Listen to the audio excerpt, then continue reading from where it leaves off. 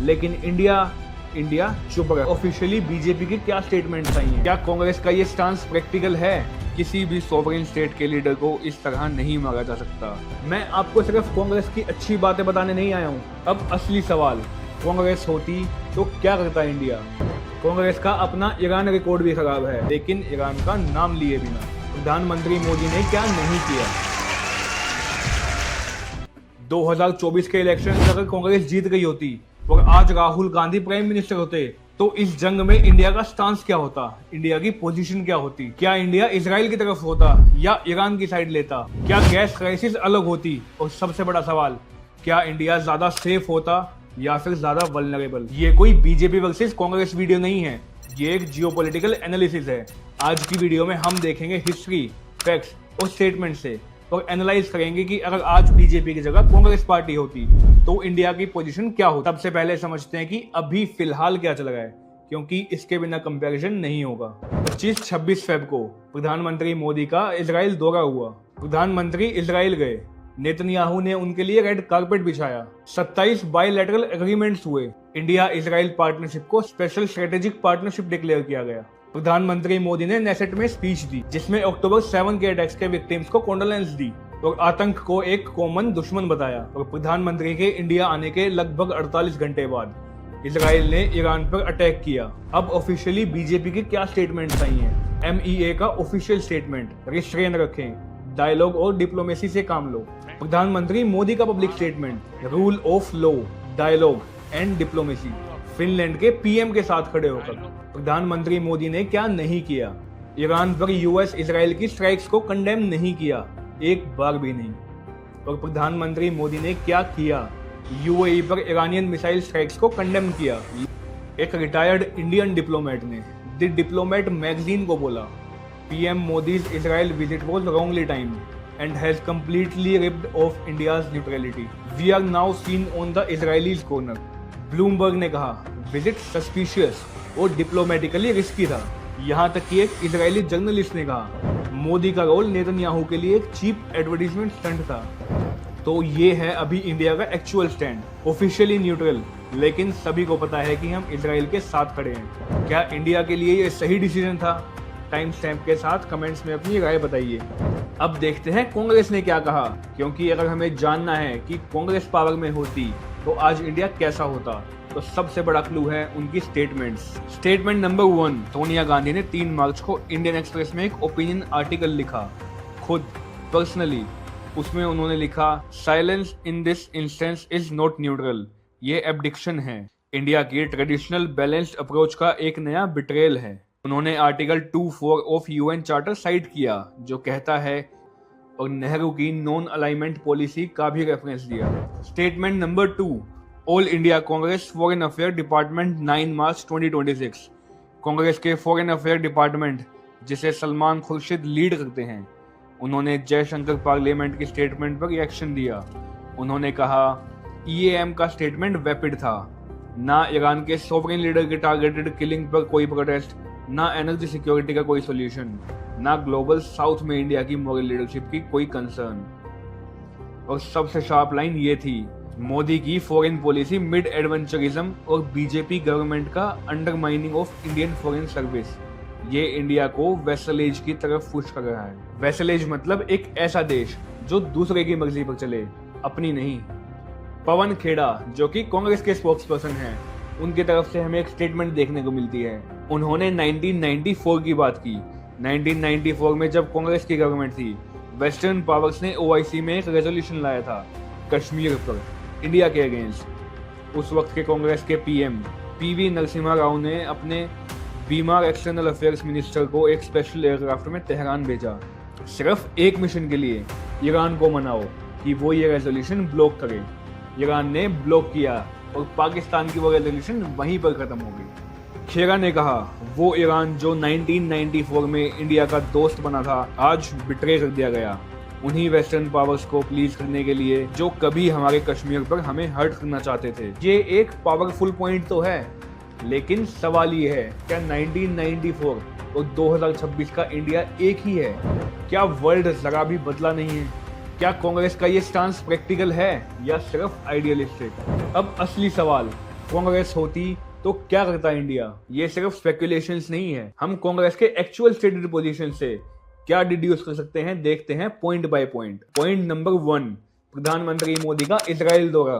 आज जो इंडिया और इजराइल के इतने स्ट्रॉन्ग टाइज हैं वो शायद कांग्रेस के टाइम पर नहीं होते, और कांग्रेस से कोई नेता इजराइल विजिट नहीं करता, वॉर से पहले बिल्कुल भी नहीं। कांग्रेस की स्टेटमेंट्स ये है कि ईरान और इजराइल दोनों के साथ इंडिया को रिलेशंस मेंटेन करने चाहिए, मतलब हाथ दोनों तरफ फैलाए रहो। पॉइंट नंबर 2, ईरान की किलिंग पर रिस्पॉन्स। अयतोल्ला खमीनी की डेथ हो गई, एक सोवरेन नेशन के लीडर को मार दिया गया। अभी फिलहाल की गवर्नमेंट में क्या हुआ? जयशंकर ने ईरानियन काउंटर पार्ट से बात की, कंडोलेंसेस भेजे, लेकिन कोई पब्लिक रिप्लाई नहीं। अब यहीं कांग्रेस होती तो कांग्रेस का कहना है कि इंडिया को यूएन चार्टर का आर्टिकल 24 साइट करते हुए पब्लिकली कंडेम करना चाहिए था। सोनिया गांधी ने इंडिया की साइलेंस को बिट्रेयल कहा। कांग्रेस की गवर्नमेंट ईरान के किलिंग को कंडेम करती डिप्लोमेटिकली यूएन में भी, लेकिन ये इंपॉर्टेंट है, कांग्रेस ने यह भी कहा कि वो इजराइल के साथ टाइल्स तोड़ना नहीं चाहती, वो चाहती है balance. Point number 3, Chabahar port. ये शायद सबसे टेंजिबल डिफरेंस होता। अभी इंडिया का चबाहर पोर्ट में $1 बिलियन से भी ज्यादा का इन्वेस्टमेंट है। कांग्रेस ने 2013 में चबाहर पोर्ट के लिए $115 मिलियन अप्रूव किए थे, और चबाहर का फायदा पाकिस्तान को बाईपास करके अफगानिस्तान और सेंट्रल एशिया तक पहुंच। ये चाइना के ग्वादर का काउंटर है।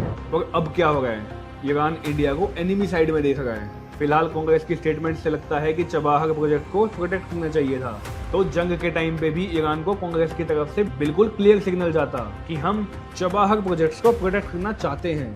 फिलहाल इंडिया का जो स्टांस है उससे लगता है कि ईरान को अब इंडिया पर ट्रस्ट नहीं है, तो अभी इंडिया के लिए फ्यूचर में चबाहर प्रोजेक्ट थ्रेट में है।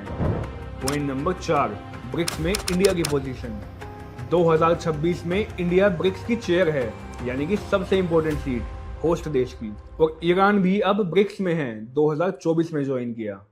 अभी बीजेपी गवर्नमेंट में इंडिया ब्रिक्स का आउटलाइनर बन गया, और सभी BRICS members Russia, China, Brazil, इन सब ने ईरान स्ट्राइक्स को कंडेम किया और क्रिटिसाइज भी किया, लेकिन इंडिया चुप रहा। कांग्रेस का कहना है कि अगर कांग्रेस गवर्नमेंट होती तो वो ब्रिक्स में अपना एक रोल प्ले करती, ग्लोबल साउथ में अपनी पोजीशन मेंटेन करती। कांग्रेस का कहना है कि अगर कांग्रेस पावर में होती तो वो ब्रिक्स प्लेटफॉर्म को इस्तेमाल करती और एक मीडिएटर बनने की कोशिश करती ईरान इजराइल वॉर में, ग्लोबल साउथ में मोरल लीडर बनती।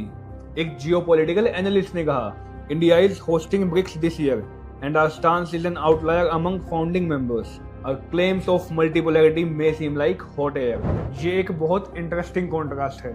बीजेपी का कहना है कि इजराइल और अमेरिका के साथ खड़ा होना उसके इंटरेस्ट में है, उससे इंडिया को इकोनॉमिक और सिक्योरिटी सेफ्टी दोनों मिलेगी। फिलहाल कांग्रेस का कहना यह है कि बैलेंस रखना ही इंडिया की सुपर पावर है। तो अब दोनों में से कौन सही है ये आप डिसाइड करके मुझे कमेंट में बताइए, लेकिन फैक्ट्स दोनों के ही साथ हैं। अब मैं आपको वो फैक्ट्स दिखाता हूँ जो अनकंफर्टेबल हैं। मैं आपको सिर्फ कांग्रेस की अच्छी बातें बताने नहीं आया हूँ, क्योंकि अगर ऐसा होता तो ये प्रोपेगेंडा होता, एनालिसिस नहीं। कांग्रेस का अपना ईरान रिकॉर्ड भी खराब है। 2005 में कांग्रेस की गवर्नमेंट थी, IAEA की एक रेजोल्यूशन आई जिसमें ईरान के न्यूक्लियर प्रोग्राम के अगेंस्ट इंडिया ने वोट किया। क्यों? क्योंकि उस टाइम पर India US civilian nuclear deal negotiate हो गई थी। मनमोहन सिंह ने सोचा कि यूएस से डील हो जाए, ईरान को सैक्रिफाइस करना पड़े तो छोड़ो। अली लारीजानी ने तब कहा, India was our friend, was past tense. मतलब कांग्रेस की भी यही पॉलिसी थी कि जब अपना इंटरेस्ट हो तब साथ खड़े हो, वरना साथ छोड़ दो। तो कहीं ना कहीं कांग्रेस का नॉन अलाइनमेंट का मतलब ये नहीं है कि हमेशा साथ खड़े हो, बस जब इंटरेस्ट हो तब साथ खड़े हो जाओ, अदरवाइज अपना अपना देख लो। कांग्रेस की problem number 2, Chabahar delay. Congress ने 2013 में चबाहर अप्रूव किया, ये सच है, लेकिन ये भी सच है कि 2003 से ईरान इंडिया को ये ऑफर दे रहा था। 2003 में ईरानियन प्रेसिडेंट इंडिया आए, चबाहर ऑफर किया, लेकिन 2003 से 2013 तक 10 साल कांग्रेस ने कुछ नहीं किया, ध्यान ही नहीं दिया। तो प्रॉब्लम नंबर 3, ईरान पे डिपेंडेंस की कीमत। 2008-9 में ईरान इंडिया का दूसरे नंबर पे सबसे बड़ा सप्लायर था, लेकिन यूएस सैंक्शंस ने एक ही झटके में सब खत्म कर दिया। ईरान ऑलमोस्ट 16.8% इंडिया का क्रूड ऑयल देता था, लेकिन 2018 के बाद से यूएस सैंक्शंस की वजह से ऑलमोस्ट जीरो हो गया। अगर कांग्रेस ईरान पर ज्यादा डिपेंडेंट रहती तो 2018 में इंडिया को क्राइसिस फेस करने पड़ सकते थे।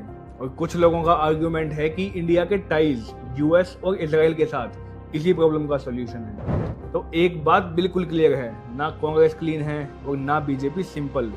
दोनों ने अपने टाइम पे प्रेगमेटिक चॉइसेस की, जो कभी ईरान के साथ थी तो कभी अलग। ओके, अब मैं आपको वो बताऊंगा जो कोई नहीं बोलेगा बिना किसी पार्टी का हाथ थामे। कांग्रेस की गवर्नमेंट ईरान की किलिंग को पब्लिकली कंडेम करती, ये ऑलमोस्ट सर्टेन है। और जो अभी बीजेपी यानी कि नरेंद्र मोदी की वजह से इजराइल कॉर्नर वाला जो इमेज बना हुआ है वो शायद मीडिएटर वाला इमेज होता। और हो सकता है कि ब्रिक्स में इंडिया अपने पार्टनर्स के साथ अलाइनमेंट मूवमेंट में होता। चबाहर और ईरान रिलेशनशिप, कांग्रेस ईरान के साथ सीधा डिप्लोमेटिक चैनल ओपन रखती। चबाहर को प्रोटेक्ट करने के लिए ईरान को क्लियर एश्योरेंस मिलती। ईरान के नए लीडरशिप के साथ इंडिया का स्टैंडिंग डेफिनेटली बेटर होता।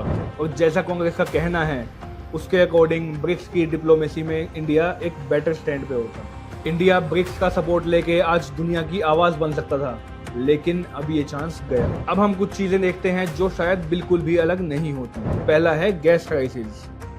ये ब्रूटल ट्रुथ है, गैस क्राइसिस कांग्रेस के होते भी होती, क्योंकि इंडिया का कतर पर 40-50% एलएनजी डिपेंडेंस है। ये बीजेपी की गलती नहीं है, ये डेकेड्स की पॉलिसी फेलियर है। कांग्रेस के जमाने में भी ऐसा ही था, स्ट्रेटेजिक गैस रिजर्व्स नहीं थे। स्ट्रेट ऑफ हॉर्मुज, ये ज्योग्राफी है, कोई भी पीएम हो वो हॉर्मुज का बंद होना नहीं रोक सकता। इकोनॉमिक प्रेशर सेम होता, एलएनजी प्राइसेस, रुपये की गिरावट, ये सब होता, क्योंकि ये बीजेपी या कांग्रेस के हाथ में नहीं है, ये ग्लोबल मार्केट की फोर्सेस हैं। इंडिया का इजराइल के साथ डिफेंस टाइज शायद उतने स्ट्रॉन्ग ना होते, लेकिन कांग्रेस ने भी कहा है we value our partnership with Israel. Congress के टाइम पे मनमोहन सिंह ने भी इजराइल के साथ डिफेंस टाइज किए थे।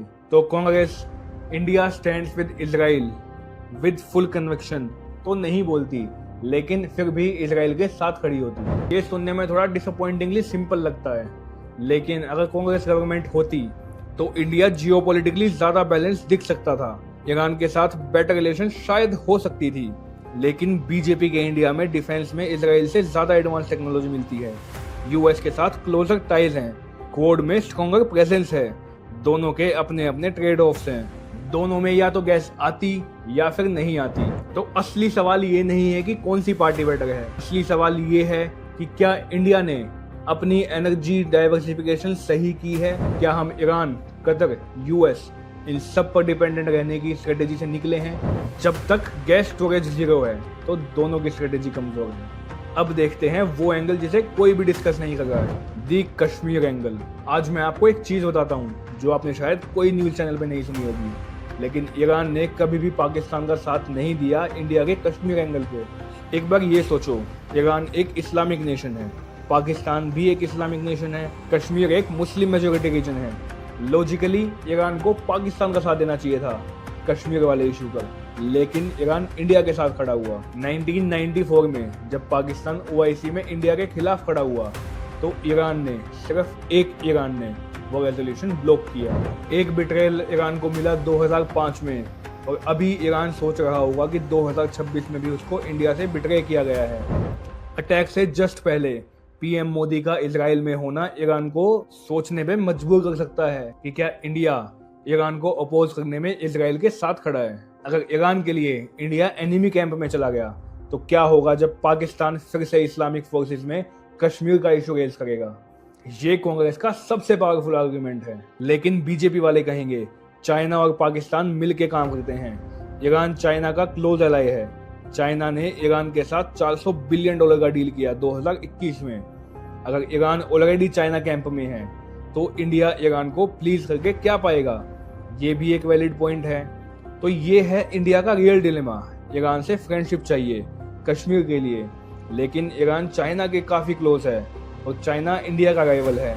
तो अल्टीमेटली ईरान के करीब रहना और चाइना के करीब रहना, क्या ये एक ही बात है या नहीं। अब देखते हैं आखिरी बात जो एक्चुअली मैटर करता है।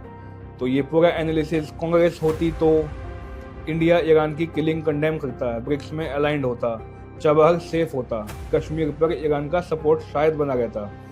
बीजेपी है तो इजराइल के साथ एडवांस डिफेंस टाइज है, तो नेहरू की नॉन अलाइनमेंट पॉलिसी हो सकता है कांग्रेस आज भी फॉलो करती, लेकिन दुनिया आज 21st सेंचुरी में है। यहाँ पर बाइनरी होना ऑलमोस्ट फोर्स्ड है। आपको एक ना एक साइड चूज करनी पड़ेगी या फिर आपको चुप रहना पड़ेगा। मुझे लगता है कि इंडिया को डिसाइड करना पड़ेगा कि क्या हम हमेशा न्यूट्रल रहेंगे, चुप रहेंगे, या एक ना एक दिन हमें प्लेयर भी बनना पड़ेगा। ये डिबेट सिर्फ कांग्रेस वर्सेस बीजेपी का नहीं है, ये डिबेट थी दो एंगल्स देखने के लिए। ये इंडिया की सोल डिबेट है कि क्या इंडिया को करना चाहिए था, क्या इंडिया के ऑप्शंस हो सकते थे। तो आप किसके साथ हैं? नेहरू का नॉन अलाइंड इंडिया, या फिर मोदी का असर्टिव इंडिया, या कुछ तीसरा? कमेंट्स में अपनी राय बताइए। अगर आपको ये एनालिसिस यूजफुल लगी तो subscribe to Rishabh Saini explains. हम ऐसी वीडियोस लाते रहेंगे।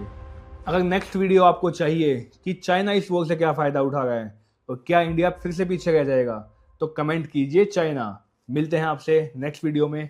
आडियोस।